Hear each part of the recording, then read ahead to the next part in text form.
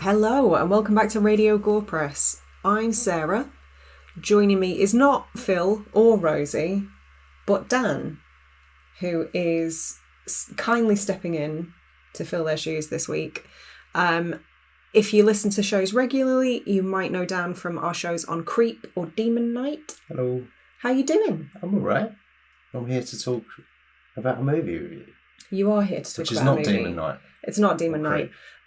We could probably do away with the formalities. You're here because you live here. Yeah. You're in my house. If you're a regular listener, then you would have heard me before. So yes, for sure.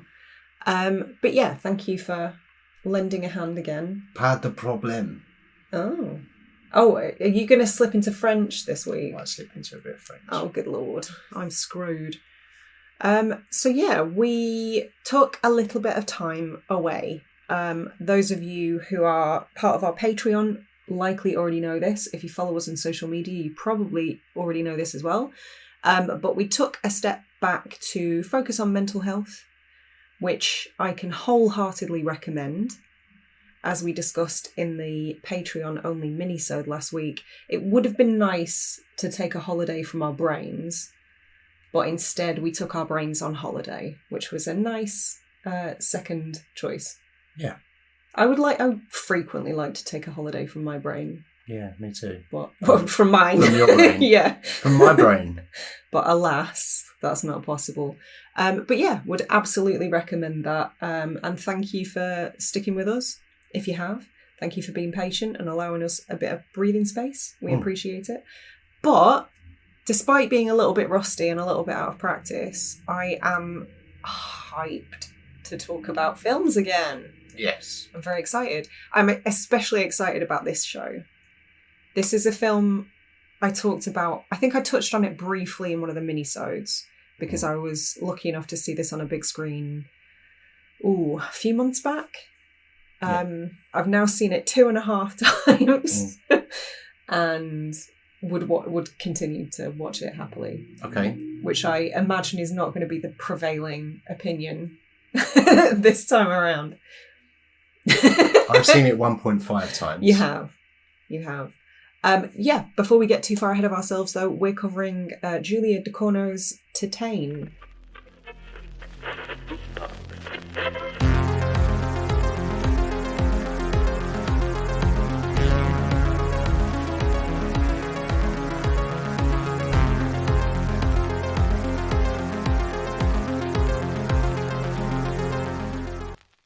And I believe Dan has a little synopsis, which, before we do the synopsis, I am going to say at the head of every show, much like every single episode we do, this will be packed to the brim with spoilers. So if you haven't seen Titane, please stop listening now, because more than most of the films we cover, this is definitely one that benefits from going in as blind as possible, knowing as little as possible.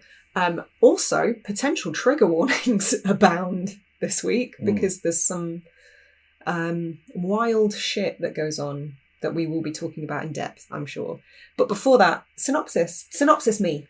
I'm going to synopsinize you. And yeah, you can't really talk about this at all without spoiling this movie. No, you can't be vague. Yeah, like we listened to a few reviews on it. Or I think we listened to Kermode, and I was just thinking, how are you Film talking Daddy. about this without? Well, even Kermode spoiled it a little bit. Yeah, I suppose. He's usually pretty good. Okay, you want a synopsis? So, I do. Following a series of unexplained crimes, a former firefighter is reunited with his son who has been missing for 10 years. That is a very different synopsis than the one I just read. What was the one you just read? And basically, the synopsis I found was a woman with a titanium plate fitted in her head and murderous intent on her mind embarks on a bizarre journey of identity and unconditional love when she's forced to go on the run. They sound like two different movies. They sound like, I guess it kind of is two different movies. I would go as far as to say it's like 3 different movies. Okay. It's like the French transgressive version of Doomsday, but good. Okay. Because I think Julia Ducournau is a much more capable director than Neil Marshall, but Oh, Doomsday. Yeah. For some reason, I was thinking French movies, and I was trying to think, I don't think any French movies called Doomsday. And when you said Neil Marshall, I was like, oh yeah, movie with that Roman one. Mitchell. I like that movie. But do you know what I mean when I say it's like 3 films in one? Yeah, it's definitely a movie of parts. That do not necessarily gel together very well. I think in this instance, the moving parts come together a lot more cohesively. Yeah. I don't know. Okay. We'll see. I would say it's probably a good jumping off point that we both had such wildly different synopses, because it is a very, very, very difficult film to define. Yeah. Genre? Well, honestly, I'm not sure, because there are horror elements, which is why I wanted to cover it. Yeah. But I wouldn't call it a horror film. I don't know if I'd call it a thriller? Drama? Horror is probably the closest thing. Do you think? It's probably the closest, but it's not really, like you say, it's not strictly a horror movie. No, there's certainly a lot of body horror. There's some horrible shit that happens. Yeah. Not unlike Mr. Cronenberg and yes, that kind of vibey stuff that happens in his movies. Yeah, I definitely want to touch on that a little bit later on. It's very Cronenbergian. That's what I've written down. Cronenbergian. Well, that's a word now. Yeah. It is in a dictionary, I believe. Yeah. It's in a French dictionary. You heard it here first. What exactly were you expecting going in? I think this is pretty much what I expected. Is it really? That shocks me. Well, I've seen Raw, which right. I think it was Julia Ducournau's movie before this. She's I believe she's only directed the 2 just features. The 2? Right, okay. So I kind of knew, I mean, there's stuff in it that I would never have guessed would happen. Mm-hmm. But I think the vibe of it didn't surprise me, just because I'd seen Raw, and that kind of, the use of, I would say, shocking but not gratuitous imagery and the scenes. Do you think it's not gratuitous? I don't think it's gratuitous. Okay. No. It is shocking in places, but it does feed into the narrative. So I wouldn't strictly call it gratuitous in a way that Human Centipede is gratuitous and nasty and horrible. Yeah. And doesn't really have any deeper meaning than ew. Yeah, exactly. Yeah. Oh, I'm eating poo. So it kind of is what I was expecting, but I was surprised by some of the things that happened. Okay, well that makes me happy. I think I was like free falling a little bit about a minute ago when you said it was what you anticipated, because that is crazy to me. Yeah, I guess I just mean kind of stylistically.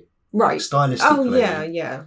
I guess if you're at least somewhat familiar with her work, the 2 films definitely have a ton in common. But I do think that obviously there was more of a budget on this one. Uh-huh. So I think she was kind of given a bit more, that obviously unlocks potential things that you can do with the story. So I think stylistically it's similar, but also it's more impressive as a feat. Whether or not I enjoyed it as much. Do you mean visually or just the scale of it? Technically, I think. Yeah. We might talk about the opening one-shot sequence. Oh my God. Well, that's probably a good place to start then. Yeah. Why don't we start at the top and work our way down? So. That's what she said. Ah, there we go. First of many. So that's not, strictly speaking, the opening. Basically, the cold open is a child in the back of a car, annoying the tits of her dad. And the dad, as a result, crashes the car, injures the child. This all takes place in a matter of minutes. There's a very, very quick kind of shocking opening that really grabs your attention. Obviously, you see the titanium plate being kind of screwed into the girl's head, and the doctor explaining, keep an eye out for any neurological changes. Yeah. And then immediately upon leaving the hospital, she starts groping the family car. Yeah, which I thought was just normal. That Well, yeah, you are a fan of cars. Yeah, I like cars. Yeah. Yes, that's the opening, and then it cuts to X amount of time in the future. Mm-hmm. And it's that kind of, I don't know what the scene is, where they're supposed to be. It's some kind of car show. Some kind of car show, yeah. And we're following Alexia's character through the show, and you're kind of seeing what's going on, and she has a little dance with a car. I say with a car. Yeah, on a car, around a car, adjacent to a car, inside the car. Yeah, but that whole sequence is done as a one shot. Is it actually one shot? Because yes. Is it? Yes. Did you find that out kind of in BTS stuff? I did. I listened to an interview with Julia Ducournau this afternoon, and I think she said 37 takes. Wow. I think. I could be wrong. I didn't write that down. That's purely from memory, so the chances are I might be incorrect. But I believe it was 37 takes. First thing they shot. Okay. It was written, always intended to be a one shot. It was very important to set the tone stylistically. It's very impressive. It's really good. It looks great. The third time that we put the film on, I made a point of sort of trying to see if I could find cuts. Right. And I didn't notice any, but that's not... I still wasn't sure. Like, I've seen stuff where cuts have been very cleverly hidden before, and there are moments where it sort of, focuses in on the back of her jacket. So it could have been... That would have been like a good moment to do a sneaky cut. Could have been stitched in there. But that's really impressive. No, apparently it was all done as filmed as one shot, and they were using Ronins and passing cameras from cameramen to DOPs. And God, is there any... I wonder if there's any like actual behind the scenes footage of that. I would love to see that. Yeah, hopefully. I mean, whenever I hear people talking about that sort of thing, I always think of 1917, which is the ultimate one shot movie. I haven't seen that. I know you haven't. That's mad. I know, just purely from a technical standpoint, it's worth watching. Okay. I know you're not a huge We'll fan rectify it at some point. Yeah, well, that's what you're covering next week for Radio Gore-fam, isn't it? No. Yeah, so one-shot stuff always impresses me, and it was a really good opening, some nice neon colours going on in the background, visually pleasing to look at, and it does set the tone as well with kind of the way the camera is placed around the characters, at the characters, and then flips, does the old switcheroo, and then you see her dancing on a car. It's funny to me that you say it sets the tone, because I think it's actually quite misleading. Okay. Because I would say that is probably one of the few scenes, if not the only scene, where everything is very polished and beautiful to look at. Not limited to the cars and the women, but just the way it's shot. Yeah. Everything is quite aesthetically appealing. And it's probably the only point in the film where the characters are actually sexualized. Yes. Which is interesting to me for a film that contains a fair bit of nudity. Yes. That is the only point where they're clothed that they're actually sexualized. And intentional. Okay. From the director. That's what she was going for. Is kind of, she wanted to set the initial tone as, well, not the initial tone, but the opening scene, the first part, she wanted it to be the male gaze. Right. And then when it switches and she's dancing with the car, she's looking kind of almost up into the camera. Yeah. And she's kind of taking over the narrative. So it's going from the male gaze to, this is my movie, I'm gyrating on this car, and then I'm going to do things with the vehicle. We will get to that. I guess that's what I mean when I say it kind of sets the tone. Obviously, narratively, she's really getting into that dancing on that car, and you're just thinking, she's just enjoying that bit too much. Like, what's happening here? The way she's dancing on the car is markedly different to the way the other women are dancing on and around their respective cars. Like you say, she's a little bit too enthusiastic. Yes, yes. So good opening scene. Really attention grabbing. Yep. Excellent choice of music. Excellent choice of music. Yeah. I thought that a few points during this film, actually. I think I appreciated the music far more on second viewing. There were a couple of familiar tracks, obviously the Kills song at the opening. There is a Future Islands track just after the halfway point, which I absolutely fucking love. And I'm sure you've heard me blasting around the house quite a lot. Yeah, quite a few times. Yeah. And I've been singing, doing it to death all day as well. Have you? Yeah. But yeah, the original music as well. Some of it's almost like hymnal, like church music. Okay. It's a really interesting mix, but I think it fucking works. Yeah. In the same way that it's such a melding of genres and techniques and looks, it's impossible to pigeonhole. So I don't know. I feel like trying is maybe a moot point. Yes, possibly. I think you're right when you say that it's probably predominantly a horror film, but it's certainly not just that. I wouldn't, if you've got to put it somewhere, it's got to be horror. It's not a comedy, is it? But you say that, but it's got really funny moments. It has funny moments, yes. It has what I believe to be very intentionally funny moments, and it's got a couple of moments that are so fucking awkward, they are unintentionally funny. There were definitely a couple moments in the back end of the film that I laughed. Do you think that was unintentionally funny? I assumed it was, but maybe not. Maybe not. Yeah. I think there's far more humour in the first half of the film. Yes.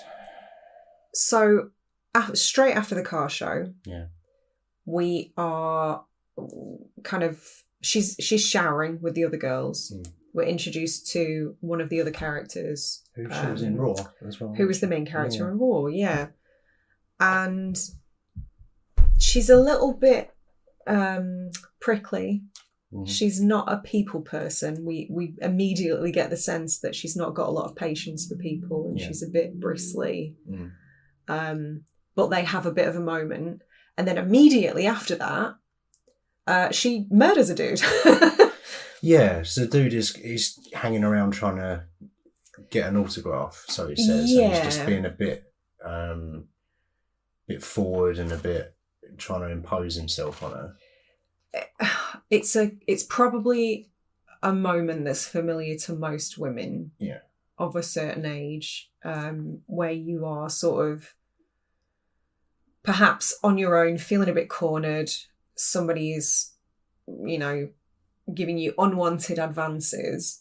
So the first murder to me, I mean, it shocked me because I wasn't expecting it. Yeah. But also it felt like reactionary. Yeah. To what was happening. It was just like, oh, she snapped. Yeah, and you think, okay, fair enough, she's put in a situation. You probably could have done something other than murdering her. Well, it was with the chopstick thing in her hair, wasn't it? I don't know what you call them. I don't know. Hair stick. So a hair stick, yeah. Sure. But she pulls him into the car when he's trying to kiss her. She sort of pulls him in, pretending she's into it, pulls him in and stabs him through the ear, I think, and he just goes weird and dies, obviously. But yes, so you kind of, when I was watching it, I kind of thought, okay, fair enough. She could have not killed him. But I don't. There were other ways out of that situation. Yeah, but I could get behind it. Yeah. And, okay, so this is a movie where she's accidentally killed someone or whatever. She's still not entirely like unsympathetic at that point. But after that, the film just kind of goes, we don't care anymore.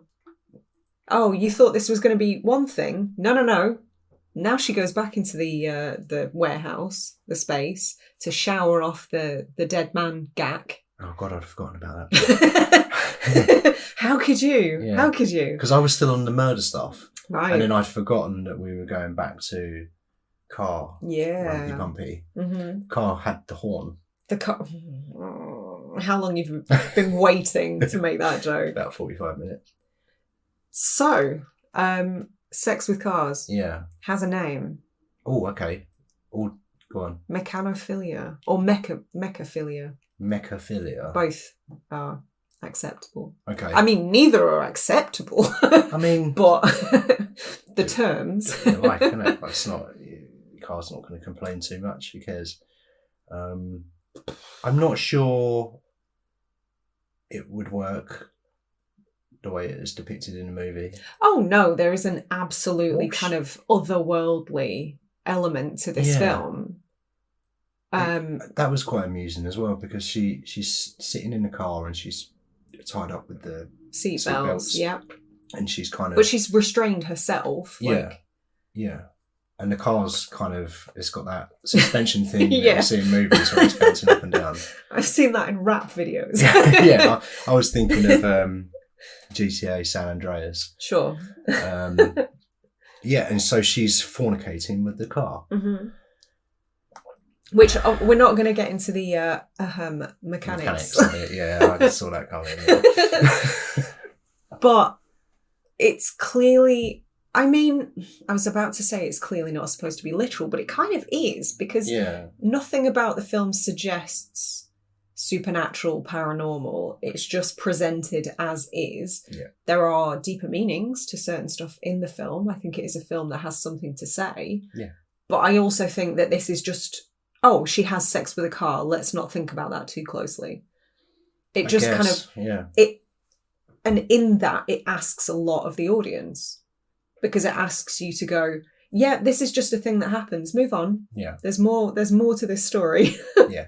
Don't get too hung up on the logistics of that. Yeah. And I think that's really bloody ballsy filmmaking. Yeah. I think that shows real confidence in the story. To not have that be the focus, that could have been the film. Yeah. Woman has sex with car. Yeah. I mean, I'm sure I've seen an episode of My Strange Addiction that was pretty much that. Okay. But yeah, it just kind of asks you to be okay with that. Mm. I don't know. What did you think of it on first? What, the viewing? car sex stuff? Yeah. Did you? I thought, what the fuck is going on? Well, yeah. Obviously, I think that's the intention. But did you get caught up in like, oh, how is this occurring? What's happening? Is there a supernatural element? Not initially. No. It was only afterwards, and I'm sort of joking. Really, it's obviously a plot device or something that's put in the film to serve a purpose, and you can't take, like many films, I guess, you can't take it literally. It's all a metaphor, isn't it? Is it? I mean, the car sex stuff is something that they do in order to get to the metaphor. Yeah, I would agree with that. I think, like you say, it is sort of several films in one, and I think it almost feels like Julia Ducournau had kind of 4 or 5 really solid ideas, and then just kind of got really high one day and was like, but what if they were all one film? Mm. Yeah, maybe. Because I think any other filmmaker probably would have separated all of these ideas out into separate entities. Whereas she's just like, no, everything but the kitchen sink. Fuck it, throw the kitchen sink in as well. Yeah. And I don't know if that's genius or just excessive. I can't figure that out. Yeah. I don't have the answer for that. No. Okay. But yeah, so I'm guessing she didn't offer any insight into that in the interviews you saw. No. Okay. That's fair enough. Going back to the body horror, obviously, I don't want to get too far ahead of ourselves, because a lot happens before we get to some of the more gnarly body horror. But you mentioned Cronenberg, I mentioned Cronenberg. Do you think that David Cronenberg was a legitimate influence? Without question. Yeah? Absolutely. I don't think anyone could deny that.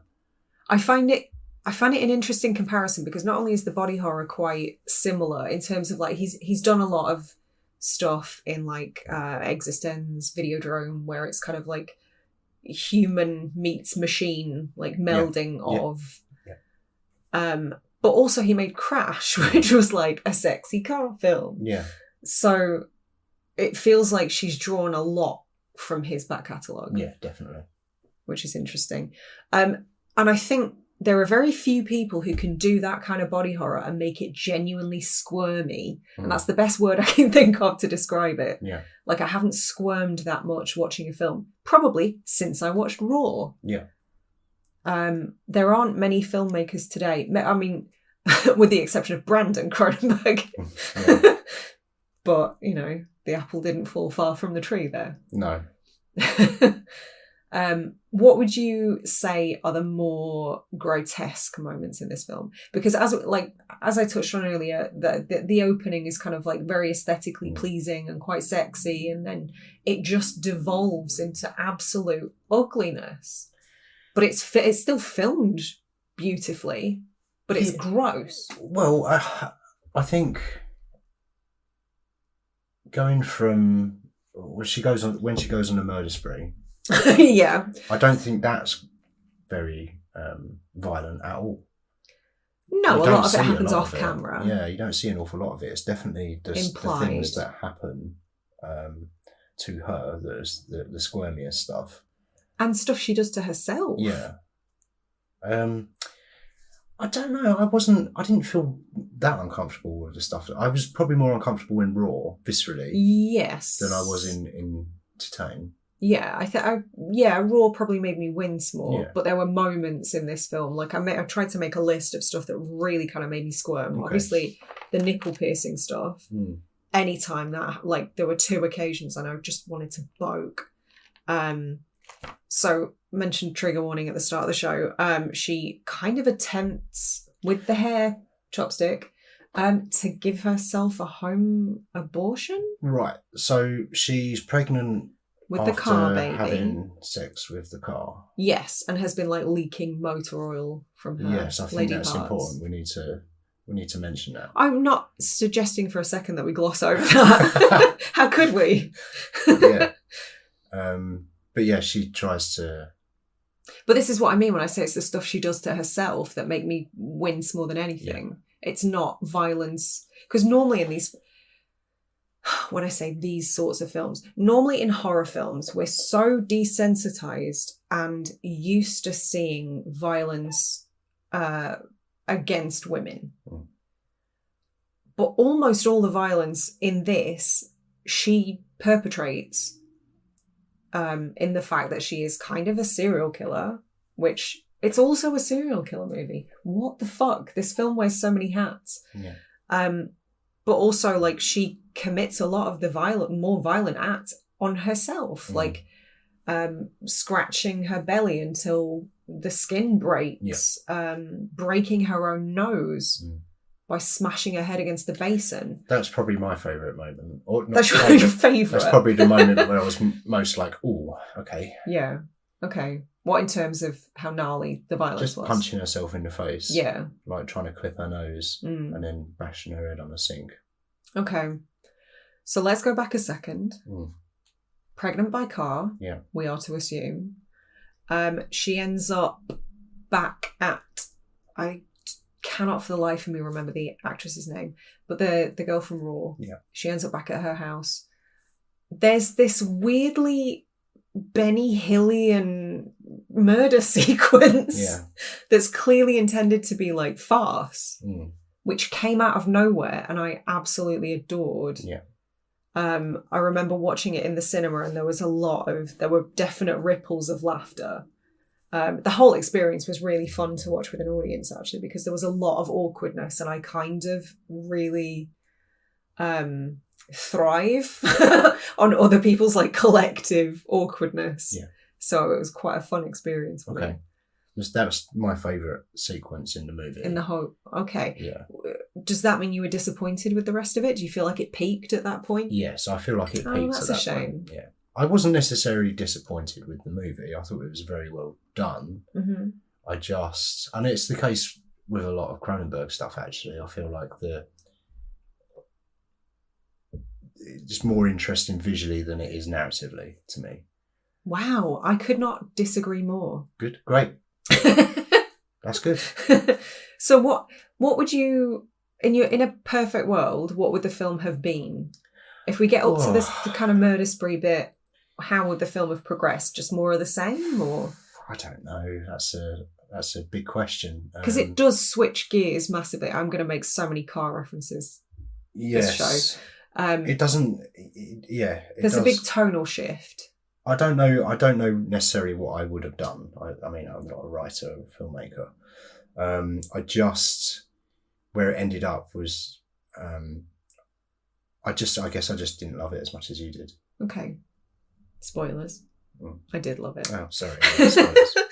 I think it has a lot to say, and I think some of the more interesting stuff happens in the second half of the film.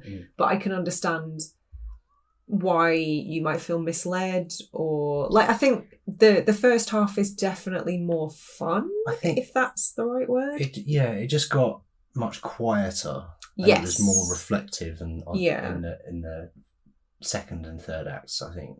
That's why I loved it, though, because it took me by such surprise. I think one of the reasons I love this film as much as I do is the experience that I had watching it that first time. I couldn't predict anything that was going to happen. No, that's fair. And that's so unusual, especially people like us who are pretty... Yeah. We watch films most days. We're pretty familiar with the beats and the tropes, and it takes a lot to really take us by surprise. Yeah. And this film delivered that in spades, I thought. She didn't save any cats. She didn't. There was no save the cat moment. No. There was no all is lost moment. No. None of that shit. No Chekhov's gun. No. Not even Chekhov's hair chopstick. All right. Oh, the fire truck. We'll get to that. I don't think there is another word for sex with fire trucks. I think it's still mechanophilia, by the way. Yeah. There's not a sub. Just in case you were wondering. I don't think so. Subgroup of that particular car kink. As usual, it's not our place to kink shame. If you want to have sex with cars, you do that. If the car consents, that's all we care about. Yeah. But just don't tell us about it. I don't want to hear that.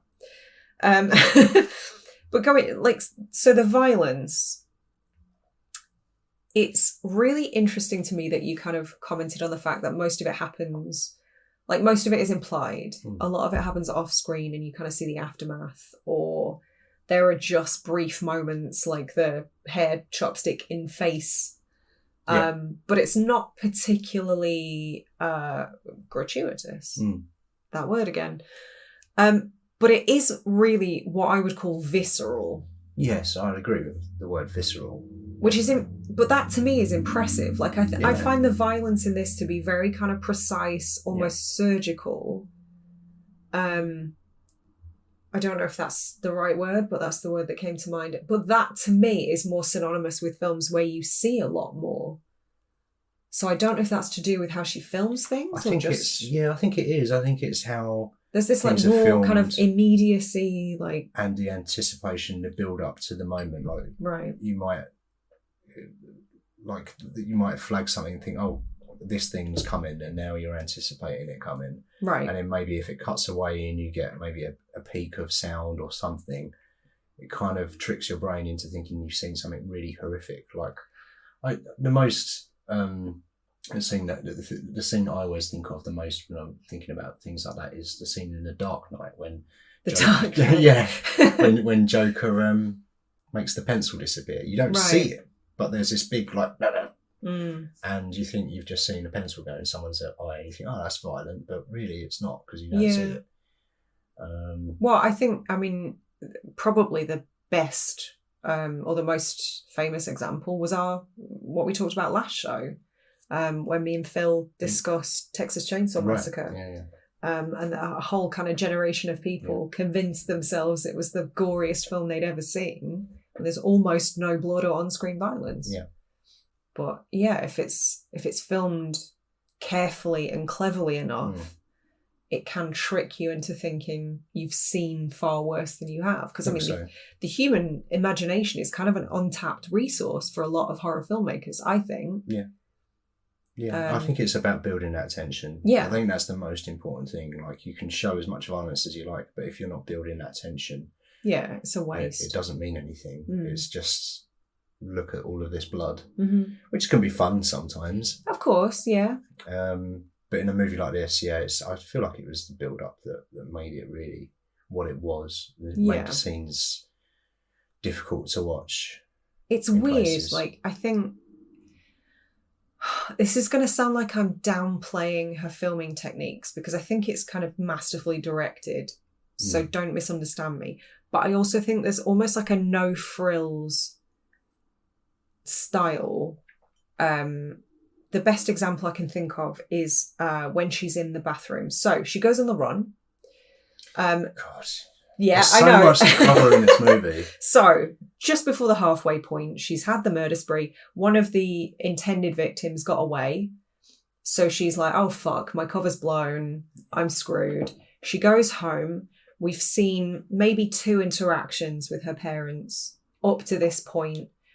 She's kind of, you get the impression through only really 2 scenes that she's almost like a bit childlike around her parents. Like she was, like maybe the accident stunted her a little bit mentally. She's also kind of infantilized by her parents. Yeah. Has a weird relationship with her dad, maybe. Yeah, there's something odd about that relationship. It's a bit off. But I get the impression there's some sort of resentment there. He didn't seem like there was any love lost in the very first scene when she was a child. No.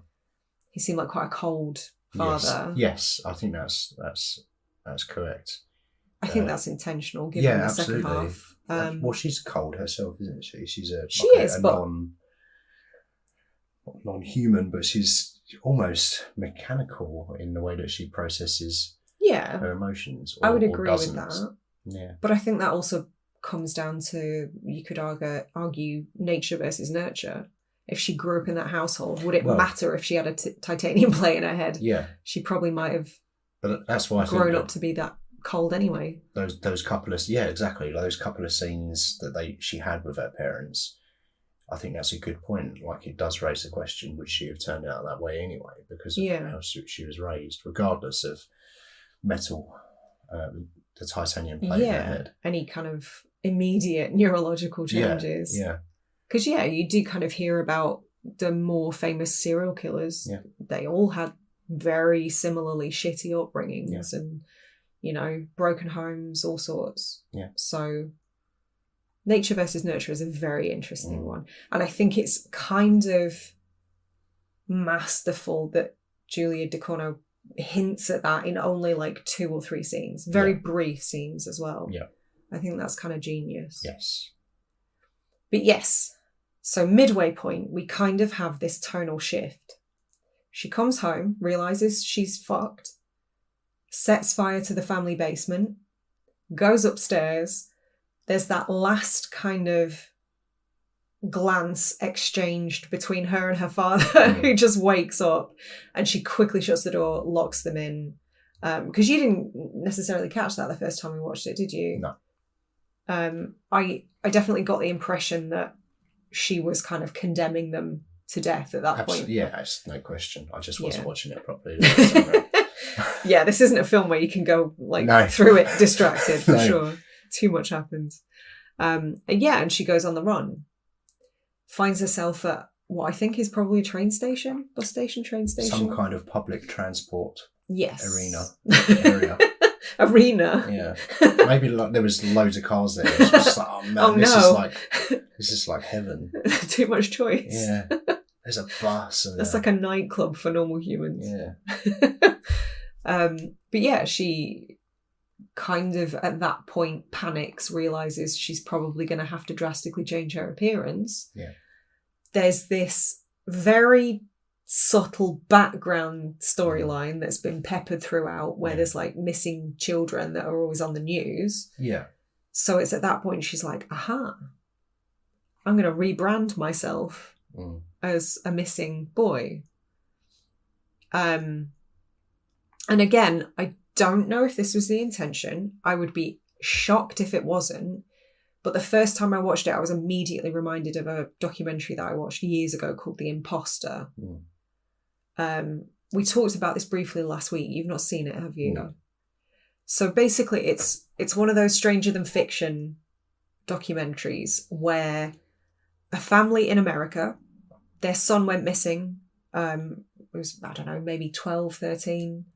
Years go by.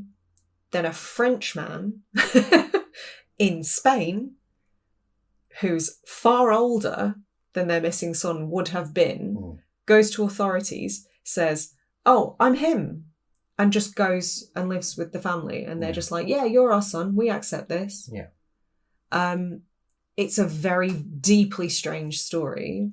And it's kind of sparked a lot of conspiracy stories about what might have happened to the little boy for the parents to be in such deep denial that they would accept this clear fraud into their home. Yeah. But that's basically the premise of the second half of the film. Mm. So she, at that point, cuts all her hair off, shaves her eyebrows, binds her breasts, breaks her nose, and says, "I'm him." Yeah. And this, I guess, grieving father, would you call him a grieving father? Yeah, he's a grieving father, yeah. Comes to the police station and says, "Yep, that's my son." Yep. And takes Alexia home. Yep.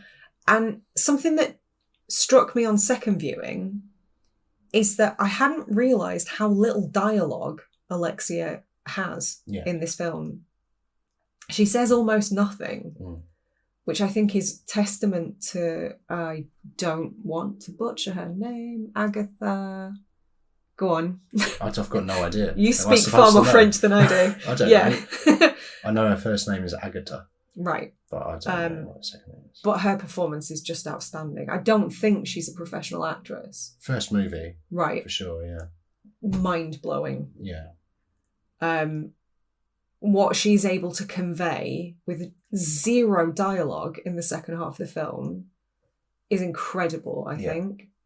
Yeah. To the point where I hadn't realised. It took until the second watch. I was like, "Oh, fuck, she didn't speak." Yeah, that's true. I guess from a logistical point of view, the character doesn't speak because, you know, a more feminised voice would immediately... blow her cover. Yeah, exactly. Yeah. So you're sort of thrust into this very, very different film at that point. Yeah. Veteran French actor Vincent Longdon, I want to say, plays the grieving father. So my question is, he's great, by the way. Do you think he has accepted his son as dead, but is so desperate to cling to the notion that his son might be alive that he's... Because there's that brief interaction at the police station where he doesn't look entirely convinced, but says, "No, that's my son. I know my own son." So do you think he knew from minute one that this was a stranger? Yeah, I'd say so. Okay. Do you think it was just the power of denial? What's your interpretation of that? Denial? I guess you could call it denial. Yeah, I guess so. Okay. You think the grief was kind of so powerful that he was just a bit desperate? Desperate, yeah. Lonely. Yeah. In need of connection. I guess because his son was sort of taken away at such a young age, he's missed out on a lot of years as a parent. Yeah. So maybe he is just sort of at the point where he's desperate to nurture somebody. And he's like, this person needs looking after. I don't think I don't necessarily think it's altruistic. I think it's mostly selfish reasons. Yeah, definitely. But it ends up benefiting them both and turns into a really weirdly sweet film. I didn't care for it. I know you didn't. I did. No, by that point I thought this is odd. Okay. The whole relationship between those two, because it's not like he was going to try and find or identify his missing son. Yeah. I think he knew that it wasn't his son. Yeah, me too. But then they're in this weird place where she's got to pretend to be his son. Yeah. He kind of knows it's not his son. And I feel like there is this odd kind of almost shared duplicitousness where they both benefit by staying quiet. Well, yeah, there's that. I just thought it was very uncomfortable because I thought it was kind of like, oh, I don't know. This is a weird movie, so it is a very weird movie. You're not going to get any disagreement there. No. I freely acknowledge that. I think there's a lot kind of going on with his character as well, because he is aging firefighter, training future firefighters. Oh, is that his job? That's the impression. Yeah, he's like the captain of the firehouse. I get that, because there were like the fires that we see predominantly are kind of simulations, like training simulations. Yeah.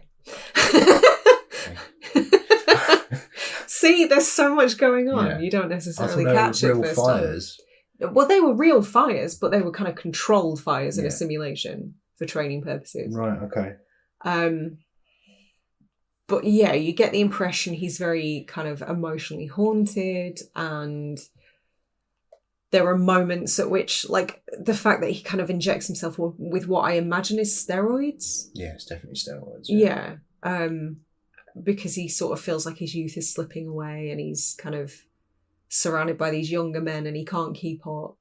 Right. That was the impression I got anyway. He sort of feels like a bit of a failure. He's lonely. He's dead kid. Bit disillusioned. Yeah. Probably. We'll never know. What did happen to Adrian? Well, I thought on the first viewing, I thought that she was pretending to be someone that she'd murdered. Oh, right, okay. Yeah. But you see the photo in the train bus. Yeah, you see it was subtle. You see it throughout the movie. Yeah. But I just assumed it was someone that she'd killed. Maybe it was. I don't think it was. Well, I don't know, maybe it was, I don't know. But that's what I assumed first time round, and I thought that was odd that she was pretending to be someone that she'd killed. And then... But maybe that's the perfect cover if he's just missing. I don't know. I don't think that was the case. But that was just what I thought first time round. Okay. Yeah. You look very confused. It's a weird movie. It is a weird movie. I know. I'm very happy that you agree. I think it's deeply strange, and I love it for that very reason. What did you think about, or did you think about, the fact that the film might be commenting on gender identity and non-conformity? Because actually I think it's got some really interesting shit to say about that.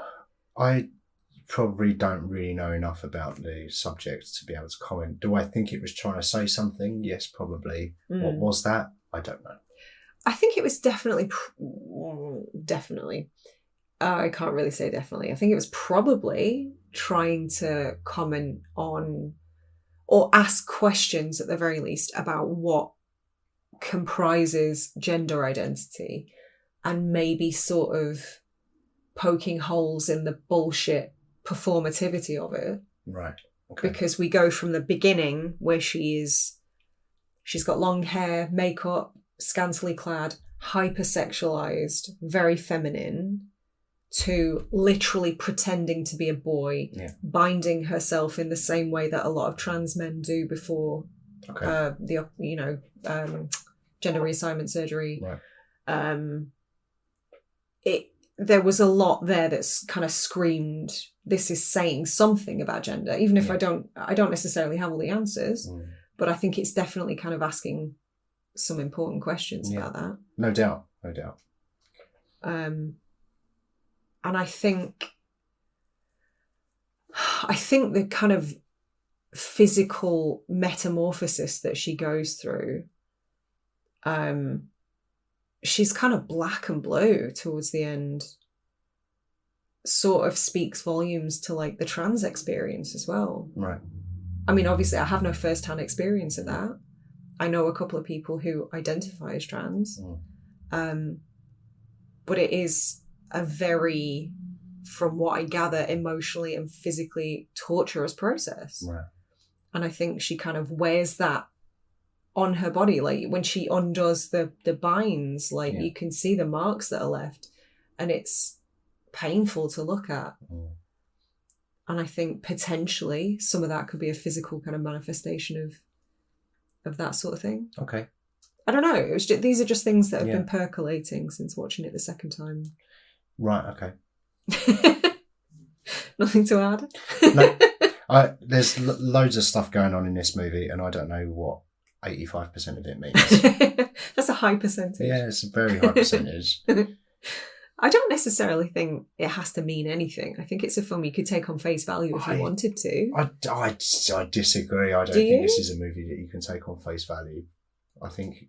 I can't imagine people who want a Steven Seagal action film would watch this and go, yeah, great, she fucked a car.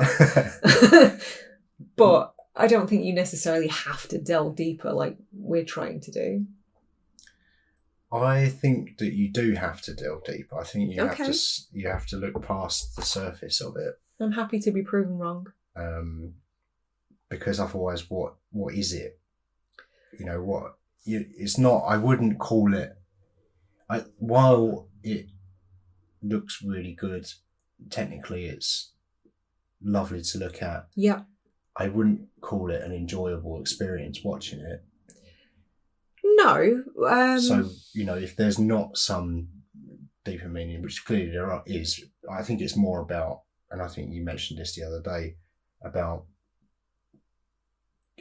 not necessarily gender identity, but just identity in general. Yeah, what makes you you. Yeah, what makes you you. When you strip away all the physical stuff. On a broader kind of spectrum, I guess. And your relationship with your parents, any family member really. Mm-hmm.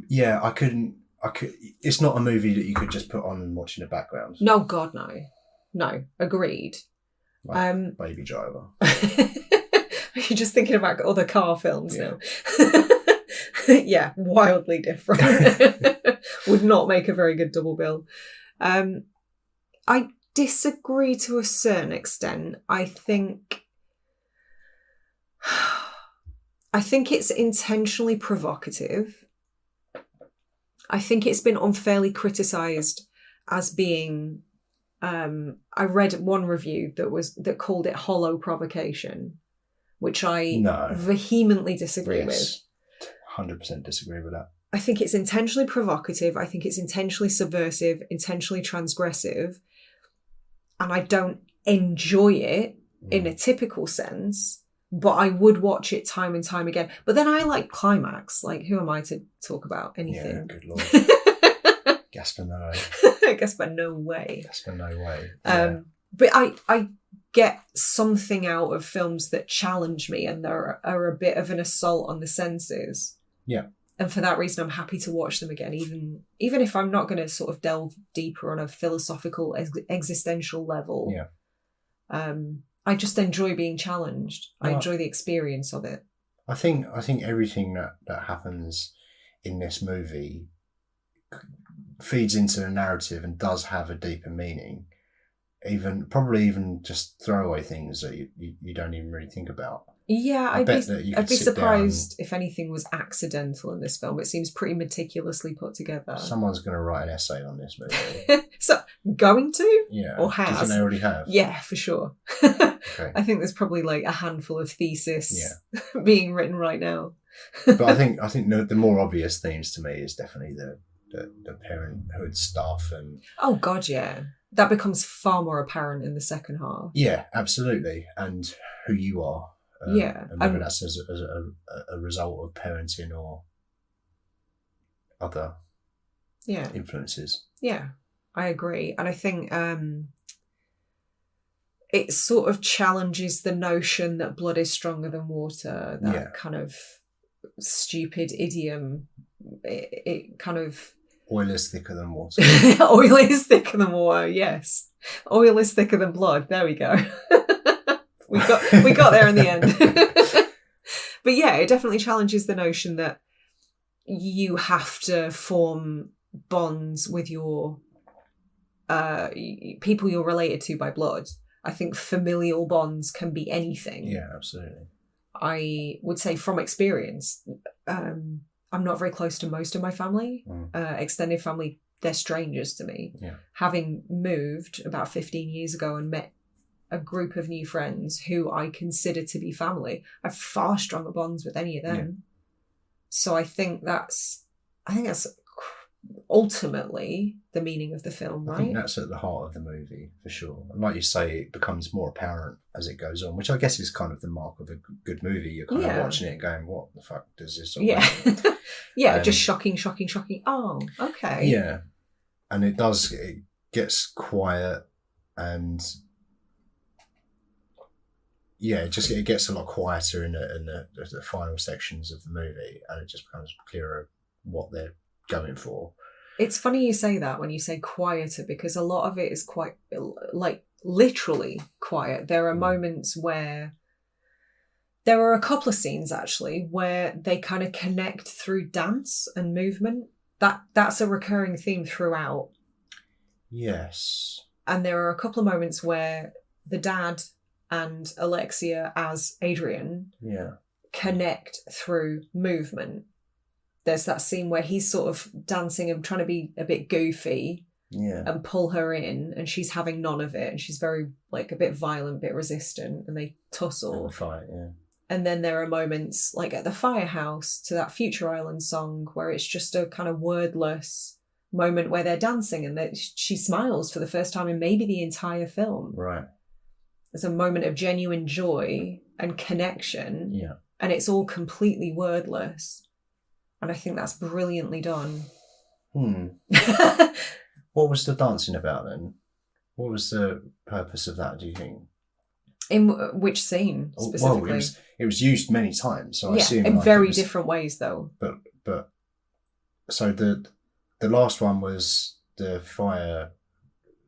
firemen dancing, right? They're all dancing around in the firehouse. They're having the weird little firehouse rave. Yeah. To some sort of techno, I don't know. But why? That's more your kind of thing. It was just sort of noise. I'm very old. Yeah. And then... I mean, to the techno thing, not that you're... Yeah. And then Adrian, in inverted quotes, gets up on is encouraged to get up on one of the fire engines, and they change the song, and they're like, "Way, dance, dance." Yeah, she does. And kind of, I don't know if it's instinctual or if she's being defiant at that point, but sort of starts doing a more sexy dance that was more in keeping with what she did at the start of the film. Well, I think it's because she's on a truck. You think it's sort of instinctive because she's turned on by the fact that she's... loves that big red fire engine she's standing on. She wants... Not even a euphemism. No. Literally a big red fire truck. She's trying to find a hose. Oh, no. Oh, no. I'm disappointed. Instant regret. Edit that out. How do you control alt delete words? I think that's called editing, which I refuse to do. So it stays in. That's what she said. Oh. But so what do you mean when you say, like, what's that supposed to signify? Like, I just wondered what all the dancing was about. To me, well, that dance specifically sort of, to me, kind of suggested, like, it felt a bit defiant almost. Right. Because Alexia as Adrian had been kind of ostracized and mocked by the other guys at the firehouse. They called him gay. Right. Because obviously, as a male appearing person, was quite feminine in certain ways. So yeah, there was definitely some homophobia running rife. So it felt a little bit like, fuck it, this is who I am. Defying. Yeah. I don't know. Maybe I'm misreading that. No. I'm sure you're right. Which is probably a good time to talk about the ending. Yeah. So how long, what's the time frame of this movie? Like, in what, well, I guess... in terms of, like... Well, no, it's not, though, is it? It's not 9 months. My question. It's definitely not a normal gestation period, because you kind of get the impression that the morning after she has sex with the guy, she's still got bruises on her thighs. So you get the impression that it's immediate. Yeah, and she's got a bump. Yeah, it happens very quickly. Yeah. So it's definitely not a 9-month gestation period. Cars work very differently, apparently. But yeah, to answer your question, I don't know. I would say a month, maybe. Yeah. Okay. Enough time to kind of form a genuine bond with this other human being. Like, they spent a decent amount of time together, didn't they? They had those moments where they kind of went out. I didn't realise that, like, firemen kind of have to act essentially as paramedics in emergency situations. There was that great scene where he kind of talked Adrian through resuscitating the old lady. Yeah. And that felt like a real connecting, like, pivotal moment of them going, oh, yeah. Well, it's the first time she'd saved a life. And it's rather than taking a life, All we'd seen her do is take lives, yeah.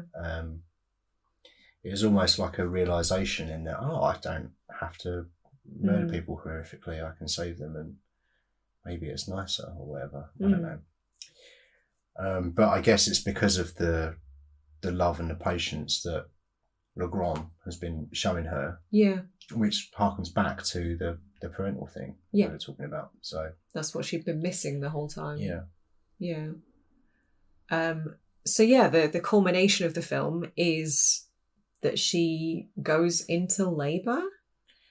Yeah. And again is completely naked, which she spends like a lot of the film naked. Yes. And I find it really interesting. I think it's very French that the nudity is just very matter of fact. Yeah. It's not intended to titillate once. It's just like, that's a naked person. Whereas if I feel like if it had been kind of a Hollywood film. Yeah. If it was Michael Bay. Yeah, she wouldn't have been cast. It would have been somebody with much larger boobs for a start. Yeah. And younger. She'd have been played by Megan Fox. Yeah. So I find that really interesting. But yeah, so she's completely naked, goes into labour, kind of crawls into bed with Legrand, and they have this kind of a bit uncomfortable, tender moment. Yeah. And the first words she says as Adrian are, "I love you." Yeah. And then she goes into labour, has this biomechanical weirdness. To be fair, the baby came out looking a lot more normal than I anticipated the first time I watched it. I was expecting some sort of little Tonka truck. Yeah, I was hoping a truck was just going to fall out of that, to be honest. But yeah, she passes away. Yes. Which on the one hand is sad, but on the other hand, she was a pretty terrible human being. She was. But also found peace and genuine connection right at the end. Or has she passed away? Yeah. Well, to me, that's not ambiguous. I think she died. No, like literally, yes. One of the things that I heard in this interview with the director was, so I think someone had asked her, would she ever consider making a sequel to this movie? Oh, good Lord. Because they really want to know what the car baby is about. Because we see the baby and it's got like metal studs on its spine. Yeah, we get a brief glimpse. It's not as much car human hybrid. It's more baby than car. It's more baby than car, which was disappointing. Yeah. But she was kind of asked, would you do a sequel? And she's like, no, I've told a complete story. I have no interest in telling a sequel. Oh, so good they for asked, her. Their follow-up question was, okay, what was the name of the baby? And she sort of thought about it for a minute and she went, Alexia. I'm like, oh, what do you mean? It's like, well, she's shed her final skin and she's given birth to herself. Okay, that is a metaphorical take that I did not anticipate. Yeah. I thought it was more literal than that. I thought it was, yes. I saw it in much the same way. Like, ultimately, the ending is the same. Like, this poor man who has a lot of love to give and lost his son now has a child to nurture, which is all he wanted. Yeah. So, to me, very happy ending, ultimately. But that makes sense too. Yeah. I don't know what I like more. I think I would have preferred it if it was more robot baby. Yeah. And if they'd have addressed it a bit more and just been like, yes, this is Alexia 2.0. Right. And then she grows up and you see her like growing wheels and stuff like Number that. plate on her butt. Yeah, number plate on her butt. Headlights where breasts would be. Yeah, she naturally gets glasses and she gets some little wipers, wind wipers. No, please God, no sequel. That sounds terrible. That sounds like a trauma film. It does sound like a trauma movie. So yeah, it's one big old fucking metaphor, this movie. I love it. And I don't care for it. Oh no! And this is where we diverge. Well, yeah, it was alright. So I guess now is as good a time as any to wrap up then. Yeah. Like, what ultimately are your thoughts? You've said you don't care for it, but I do. I really respect it. You had a lot of good things to say about it. It's a really well-made movie. Yes. I'm glad I've seen it now. Mm-hmm. I won't be watching it again. You will. I'm going to buy it. I'm going to make you watch it again. You're on your own. You can do your French movies, new wave extremity, all on my own. That climax, whatever else, fill your boots. Just do it when I'm at a rave. Yeah, it was all interesting. Looked great, stylistically, visually, sound design, performances. Technically excellent. I think you said it. It peaked for me at the end of the first act, where she's going on that murder spree, and then when it pivots and goes the other way, while it was kind of interesting, it slowed down a lot for me, and I just kind of wanted to get back to that more sort of fast paced. Yeah. I can appreciate that. Yeah, it got a bit pretentious, I think, for my personal taste. How dare you? For my personal taste. Well, luckily for me, I love a bit of pretentious filmmaking. Was this A24? Speaking of, no, was it? I don't think it was, but it should be. What did we? No, it wasn't. Was it? No, I think Everything, Everywhere, All at Once was A24, and we watched the two very close together. Whatever the French arm of A24 is, it's that. 24. Yeah. What's 24 in French? I know what quatre? I don't know. 24. Sure. I believe. 24. Yeah, 24. No. I enjoyed it just as much the second time as I did the first time. I think the first time you watch this film is kind of an experience you can't really replace or replicate. I had an absolute blast watching this at the cinema. Yeah. Engaging other people's reactions, hearing the laughter, hearing the awkwardness. It really added to it. And I think you already mentioned the sound design. That was incredible on a big screen. Yeah. But yeah, second viewing took nothing away. Weirdly, because a film that is so unpredictable and fucking out there. Yeah. It's strange to me that I enjoyed it. I didn't anticipate enjoying it as much the second time around. And I enjoyed it as much the half a time round that we watched before this. I think there's a lot to unpack in it, though. Yeah, massively. If I'd enjoyed this more, and I do think it's mainly just a personal taste thing. It's like there's nothing that you don't have to justify it. No, but I'm getting to like a point. Like if it was a movie that I'd enjoyed more, I think I would have been on all of the forums, trying to figure out what this stuff means and all of that. You know, a bit like after Dark Knight Rises came out, I was on all of the forums. I'm sure you were. Did he really get the Fermi Branca?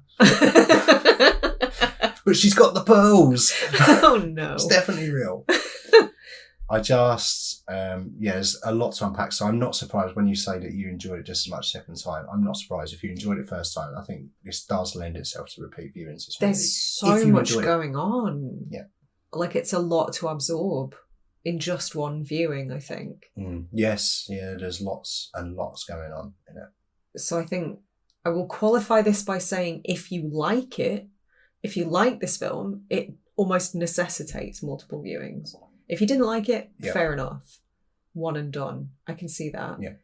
but I got enough out of it the first time that I was so keen to see it again. Yeah. I definitely, between this and Raw was my favourite. Titane for me. Yeah, okay. In a heartbeat. Okay. And I really enjoyed Raw. Yeah, Raw's a good movie. Yeah. Yeah. Cool. Transformers next? Relax. No. No, God, no. No more mechanical shit. I'm done for now. That was really fun. Yeah. I'm glad we got to talk about it. Even if you didn't get as much out of it as I did, I'm really glad we got to sit down and have some time to unpack everything. I think I understand it approximately 15% more now. Oh, so, good. Yeah. Well, that's made it all worthwhile then. Definitely. Hopefully you guys enjoyed listening as well. We would love to know what the hell you thought of this film. Yeah. If you had different interpretations than we did, if we missed anything, if we willfully misunderstood parts of it. I don't know. Give us your thoughts. We would love to hear them. You can find us on social media. The best places are Twitter and Instagram, both at Radio Gorepres. We're also on Facebook. Come and join the discussion. You can join our Patreon if you want to help us out. We can't do this without our Patreons. I think we've got it's a modest sort of 20 strong family now. A lovely little Discord where we talk pretty much daily. And also you get access to minisodes, which are often as long as the main shows. So twice as much content. Sometimes longer. Sometimes longer, yeah. Sometimes longer than the movies as well. Yeah. Never underestimate our ability to talk guff at length. But on that note, thank you so much for listening. This has been a blast. Stay spooky. Bye-bye.